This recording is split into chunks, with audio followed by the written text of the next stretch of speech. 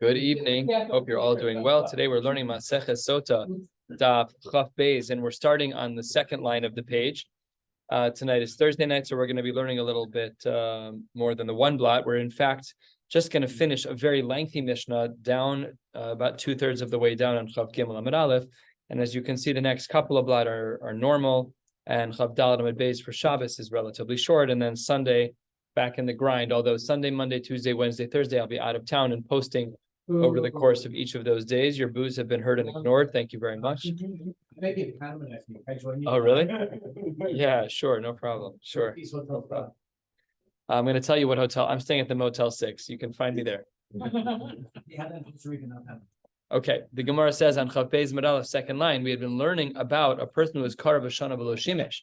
Let's say you have a person who knows Psukim, and you have a person who knows Mishnayos, but he doesn't have a Rebbe.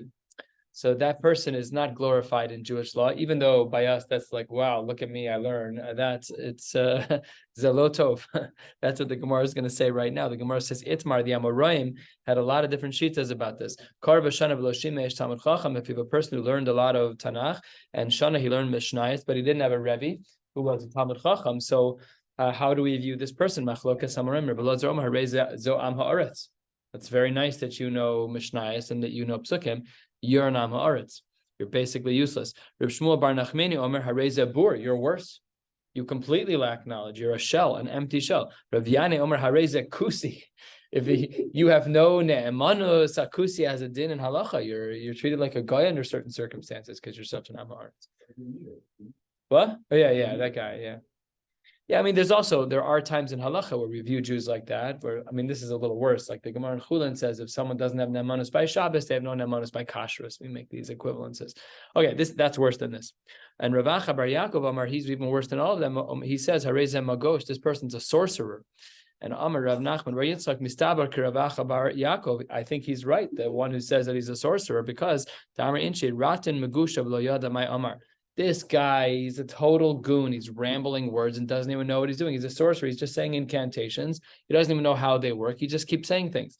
So that sounds like our guy. Tani Tana v'lo yada my Amar. That's a person who's learning and he doesn't know what he's talking about. What really is going on in this Gemara?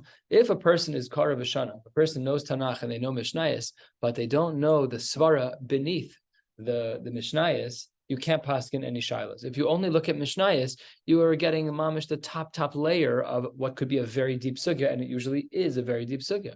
You think Rabbi Huda Nasi was just quickly jotting things down, or maybe he was, but he was on a level where he could.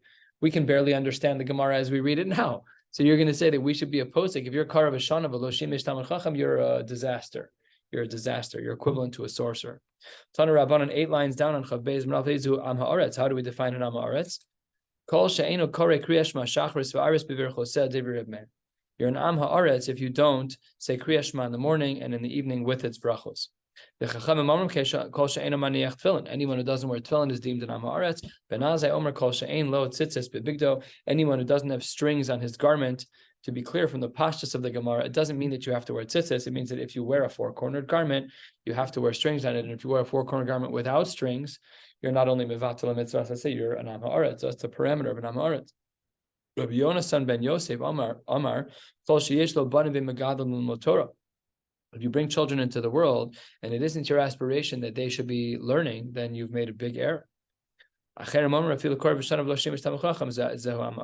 according to some, as we saw in the first shita above, that was a shita of Rabbi Elazar on the second line, that a person who's Karav Shana v'lo shimesh Talmud Chacham, that person's also an am haaretz. So as we can see, there are a lot of shitas like this. Karav v'lo shana. What if a person knows Tanakh but they haven't learned Mishnayos? Harei ze bur. This person is they're pretty bad. They know nothing. What about lo karav v'lo shana? You never learn. So says the Gemara, Alav akasuv omer v'zarati as beis Yisrael v'as beis Yehuda zera adam v'zera behema. There's different types of Jews. There are Jews who learn and Jews who don't. And if you don't learn, you are a behema. Now, the equivalence here, I would imagine, is because people who have no self-discipline over their physical bodies, they're going to act like animals. And if you look at halacha, so much of halacha deals with food, deals with money, deals with intimacy, and it gives us basic gedarim, basic human decency lines of being a ben adam in all of these areas. Yes, you have to eat food, but you have to make a shahakal beforehand, and you have to make a bracha achrona after. Taka today, I saw something that says that people who have their Yetzer Hara foods on a shelf that you need a stool to reach them, We are so remarkably lazy that we're 70% less likely to eat the junk food. Do you understand that? We're so lazy to even fulfill our Yetzer Hara. That's how lazy we are. So put your Oreos on the top shelf and make sure you need a stool to get it. I didn't write the study. You're gonna build in one of those ladders in the library that just like goes around your kitchen. I know you. At the two dots, says the Gemara. The pasuk reads, "Yira es Hashem b'niv hamelach im shonim al tisarev," that you should fear Hashem, and im shonim, people who learn but don't have a Rebbe, those people al tisarev, you should not bond with those people. Same idea, says the Gemara. Amar Rabbi Yitzchak, I'm going to give pshat in this. Elu sheshonim halachos. These are the people who learn halachos or who learn mishnayos, and they don't have a Rebbe. They really don't know what they're talking about. Says the Gemara. Thank you very much, Rabbi Yitzchak. That was pretty obvious. That's what the word shonim means. It means to learn. Pshita, says the Gemara, not necessarily true. Ma'odetema, that I might have understood the word shonin bechet in regards to doing an avera. Famous Gemara, Ucheder Rav Huna. Says the Gemara, Do Amar Rav Huna, Kevan she'avar avera, Kevan she'avar adam avera v'shanaba, putralo. We might have thought that when the pasuk says shonim, that by the people who are shonim, that al tisari, we should avoid them. Maybe we're talking about people who have violated an avera multiple times. They did an avera and shona, they repeated the avera. One thing, you do an avera once, maybe you feel bad about it and you try not to do it again. By the way, other Gemaras have different phraseologies here. Some other Gemaras, right, nasa lo heter, even if you do it one time, this Gemara implies that it takes two in order to lower your standards. And if you are shonaba, then hutralo, I might have thought that's what the pasuk was talking about when it says v'im shonim al tisarev, that what it means is you shouldn't hang out with people who repeat their averas. Kamash malan, that it's not talking about that. It's talking about even a person who does no averas, but he's shona, but he doesn't have a Rebbe. Just like you have to go through the friend group, like, do you have a Rebbe? Do you have a Rebbe? Do you ask Shilas? Because then I'm not allowed to be friends with you. It's an unbelievable thing. That's what's implied by the pasuk. Whereas this pasuk, it's in Mishle. Tana, the Mishnah writes, Tana Hatznaim Mavale Olam, the people who are learners, they destroy the world. Mavale Olam Sal Kadaitach, how can that be? Says the Gemara, Amaravina, Shemor and Halachim, Mitoch Mishnasa. These are people who paskin from Mishnayos. They're Amaratim, or whatever the phrase is from the top of the page. These people are trying to give a psak from a Mishnah. That would be ki'ilu, like one of us in the room saying, I know all of halacha because I finished Shas. That you can paskin almost zero from learning Shas. You need all the Rishonim that are Shaykh, all the Achronim that are Shaykh, Shulchan Aruch, Shas, Tazes, Beis Shmuels, whatever it is. We are not allowed to paskin because we don't know what we're talking about in these areas. Shas alone is not enough. That's the beginning, or maybe Chumash is the beginning. Mishnah, got to go through the whole sugya. Tanya Namihachi, the Brisa agrees halfway down on Chav Beis Meral of the Brisa writes, "Am Rabbi Yeshua, how could it be the people who are learning destroy the world? V'halom miyashe olamhein." For those of us who do learn and who have Rabbeim, we are the ones who settle the world. Shenemar halichos olam lo, and then we know famous to the drasha al tikri halichos ela halachos, that learning halacha establishes the whole world. Ella, what are we talking about? Shemarim halacha mitok mishnasa. We're talking about people who paskin having only learned the mishnayos. But if you only learn a mishnah, the mishnah itself is cryptic. How can you do that? You have to get down aliba de hilchasa to all of the shitas to make sure you have the sugya klur, and then you can paskin. I've always been completely mystified my whole life by people who are poskim. That means that they've learned every sugya al burya, and they know it, and they remember it, and they can paskin from it, and they know which klalim, which rishon to choose to apply. In this case, it's hafla v'fela. It is so much information, and every sugya is the whole mahalich of psukim mishnayos. It's so much information. It's not normal.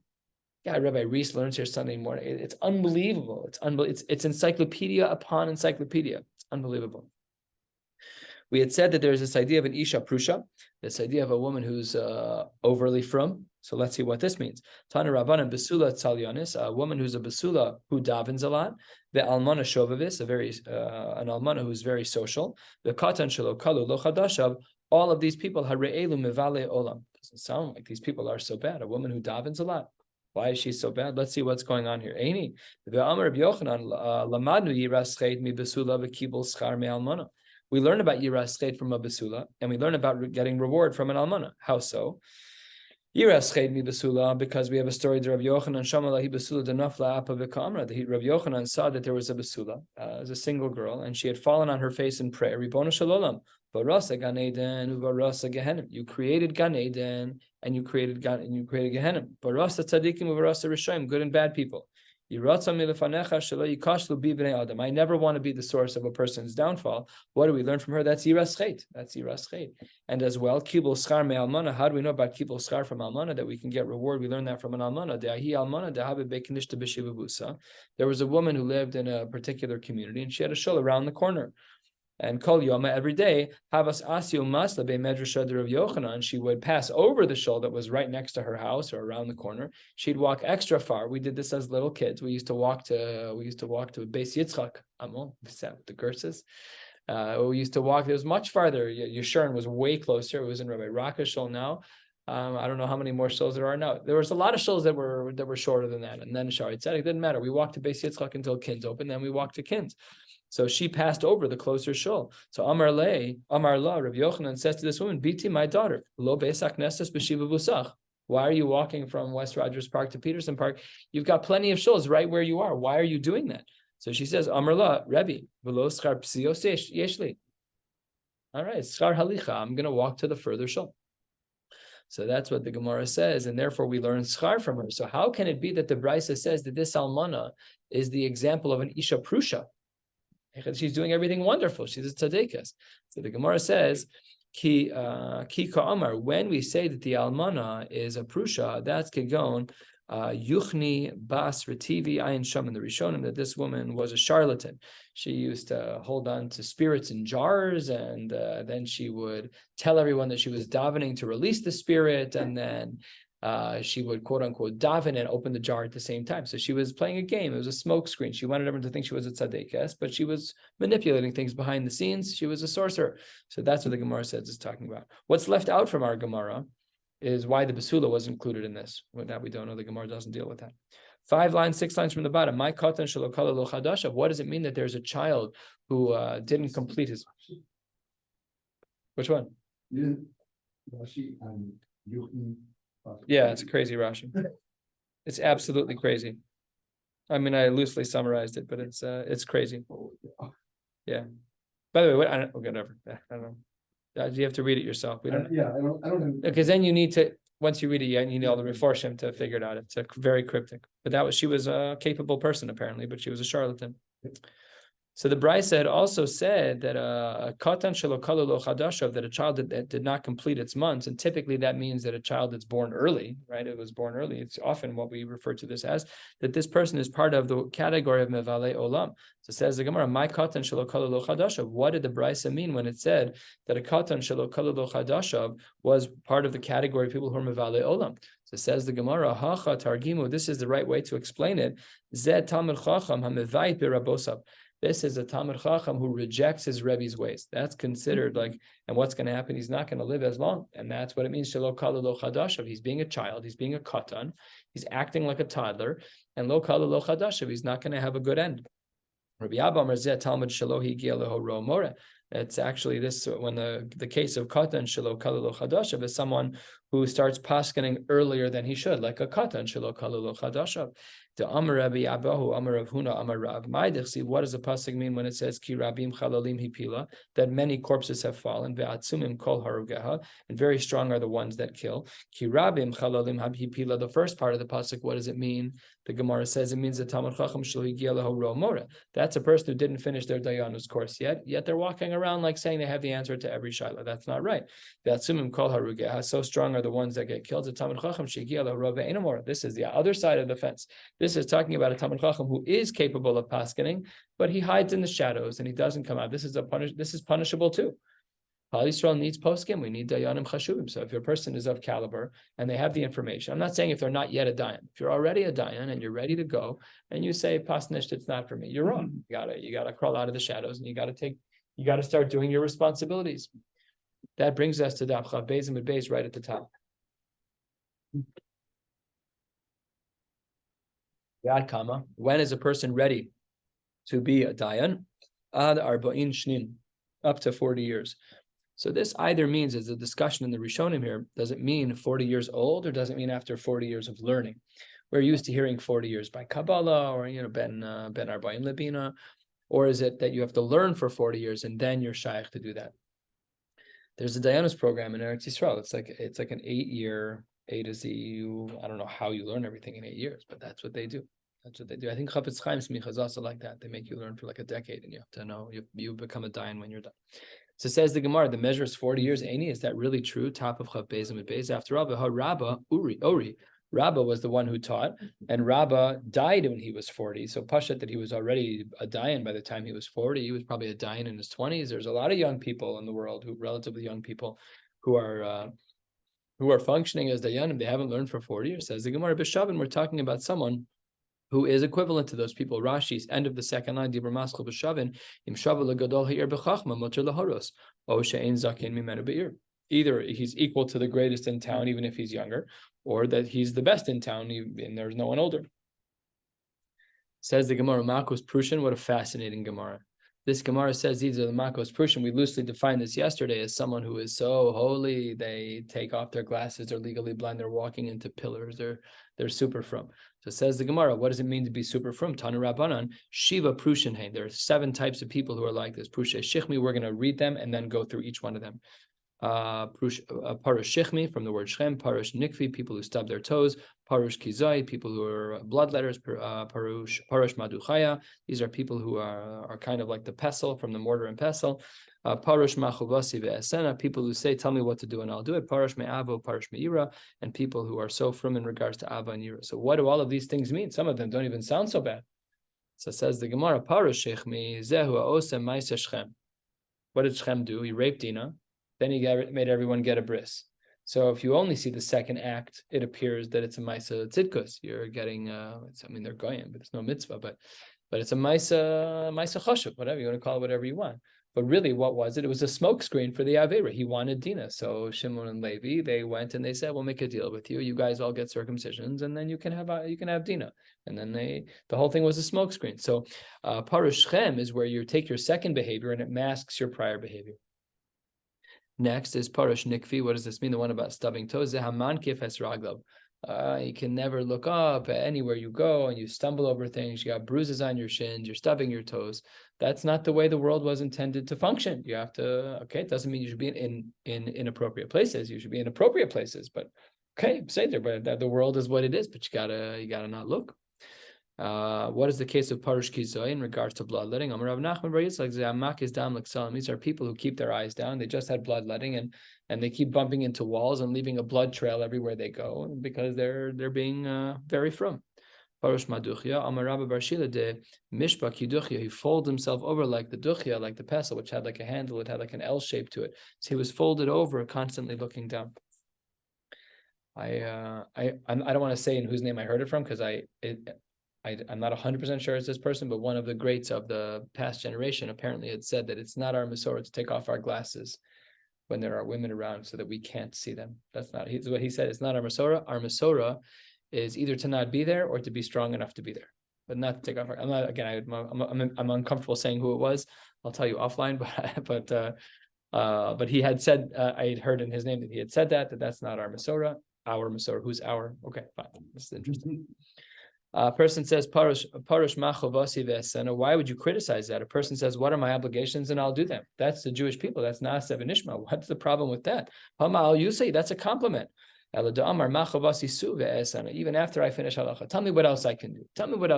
No, first keep Chumash, keep Shulchan Aruch, keep Shachs and Tazes. Worry about Chumras later. Stay basic. The famed line from Rav Shlomo Zalman Auerbach is, why don't you work on all the chumras of Bein Adam L'Chaver before you start working on the chumras of Bein Adam L'Makom, which is honestly one of the most best halachic hashkafa lines you're going to find.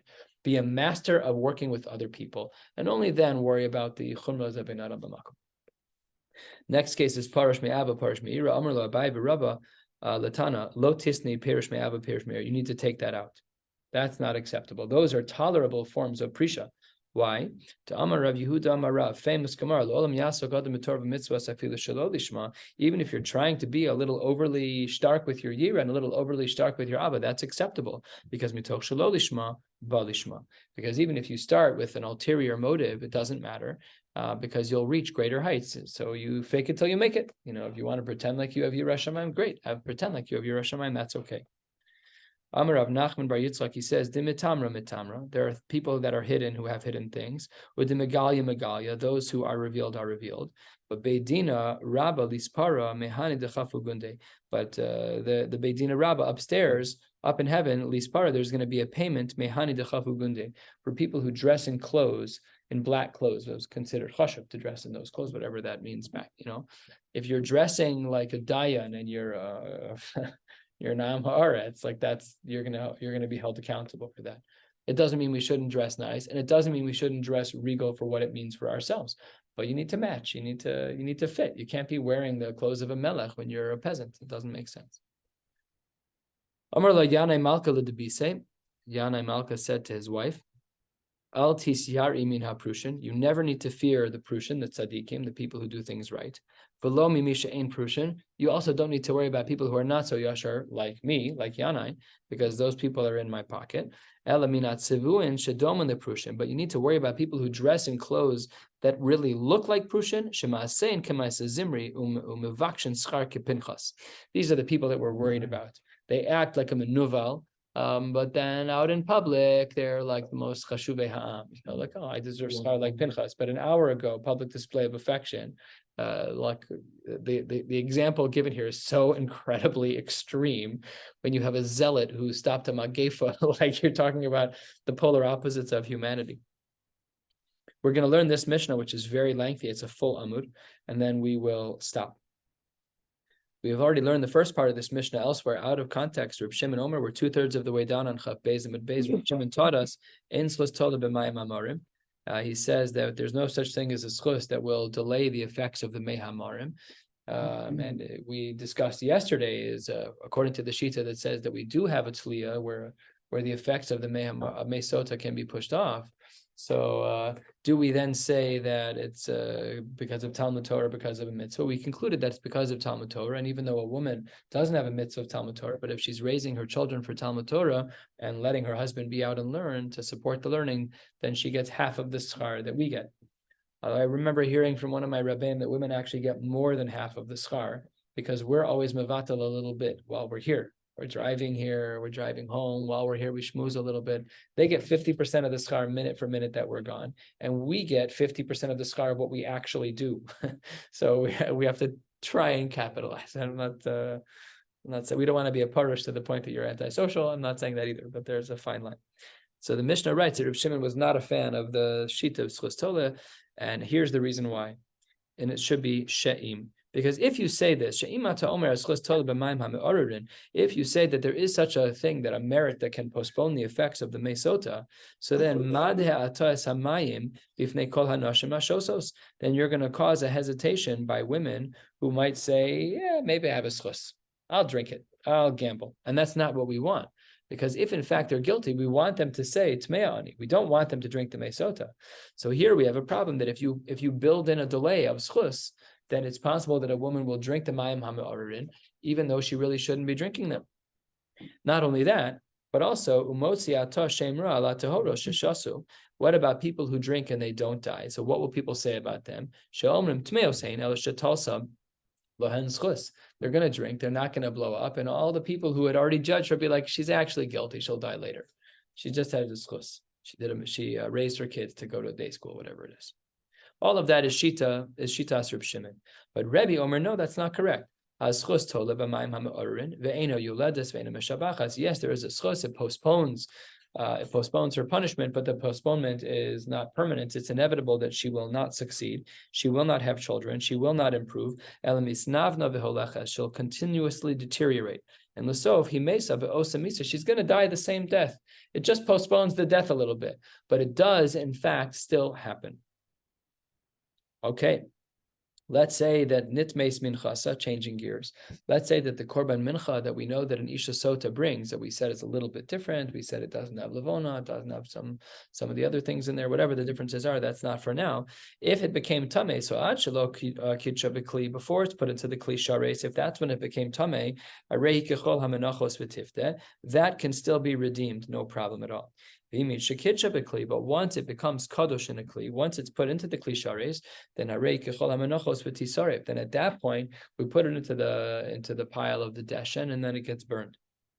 The following are case scenarios where the korban mincha will be burned. We're now on the top of Chav Gimel Amud Aleph, top line. If a woman says that she is tmeya, then we burn her. Then we burn her korban mincha. If Eidim show up and say that she's tmeya, we also burn the korban mincha. If a woman refuses to drink, then we burn the korban mincha. If a husband says, I don't want my wife to drink, there too, we burn the mincha. And as we've already seen, that if the husband and wife are intimate after the kinui and stira, but before they get to the Beis HaMikdash, in all of these case scenarios, then the korban mincha that was brought is considered to be problematic and it's burned. It's just v'tisar if it's gone. Anyone who's married to a kohen, minchosein nisrafos, then their korban mincha is going to be burned. We know that the korban mincha of a kohen is kalil. It goes up to heaven in its entirety and shouldn't be benefited from. So let's see a little bit in the Mishnah. Most of this will remain cryptic, and we'll dig into it another time. Bas Yisrael sheniseis lakohen. If you have a Jewish girl, a Jewish woman who's married to a kohen, minchas nisrefes, she loses out on her mincha. The kohenes sheniseis laYisrael. If you have a kohenes who's married to a Yisrael, minchasa ne'echeles, hers can be eaten because she's the kohenes. That's not a problem. Ma bein kohen lekohenes. The Gemara broadens our conversation and says, what is the difference between a kohen and a kohenes? And the Gemara provides a handful of answers. First of all, one difference is one that we just saw, seven lines down. Minchas kohenes ne'echeles and minchas kohen eino ne'echeles. That's one difference. A kohenes can eat the shirayim of the korban mincha, but not a man. Kohenes mischaleles vein kohen mischalel. If a kohenes marries someone that she shouldn't, she's mischaleles forever. But when a kohen marries someone that he should not, he's a halal until he can create a halal status until there's a divorce, but then he can go back to where he was. Kohenes metama lemesim. A kohenes is allowed to become tmei meis. Vein kohen metama lemesim, but a kohen is not allowed to become tamei meis. Kohen ochel b'kadshe kachim. A kohen is allowed to eat from the kadshe kachim. Ve'en kohenes ocheles b'kadshe kachim. She is not allowed. Then the Gemara broadens the conversation even more. Ma bein ish leisha. What is the difference between a man and a woman? Says the Gemara, Ha'ish porea uforem, in regards to a metzora, where there's priya and frima, something with the hair and something with the clothes, that applies to an ish. Ve'ena isha poreas uforemes. This doesn't apply to a woman. Ha'ish madires beno benazir, ve'en ha'isha madires beno benazir. That when it comes to nazirus, as we learned in the previous Masechta, a father is able to bring about a neder of nazirus on his underage child, but a woman is not. Ha'ish megalech al nazirus aviv. A son is allowed to shave his head on the coattails of his father's nazirus, but she cannot. A father is allowed to marry off his daughter, but a mother is not allowed to do so. And ha'ish mocheres bito ve'ein ha'isha mocheres es bita. A father is allowed to sell his daughter into being a maidservant, into being an amma, but a mother is not allowed to. Ha'ish niskal arum. A man, when he is stoned, when he gets the punishment of skila, he is niskal arum. He gets just a small covering for his private parts, but that's it. She is not. This was one shita that we saw that she's not niskelas aruma. There was another shita we saw earlier in the Masechta that she gets a small garment to cover her private parts below, but in front and in back, but doesn't cover her chest. And ha'ish nitla ve'ein ha'isha niteles. And after skila, a man is hanged and a woman is not. And the last one for today, and then we'll stop, is ha'ish nimkar b'gnei vaso. A man can be sold because of his thievery. Ve'ein ha'ish nimkares b'gnei vaso. What this means is under certain circumstances, we'll learn about this more in Maseches Sanhedrin, I believe it is, that when a man steals something, there are certain times when if he can't pay back, he is sold into servitude to the person to whom he owes money, but that never applies to a woman. We'll stop right here. We'll pick up 1 hour before Mincha on Shabbos. Wishing you all a beautiful night.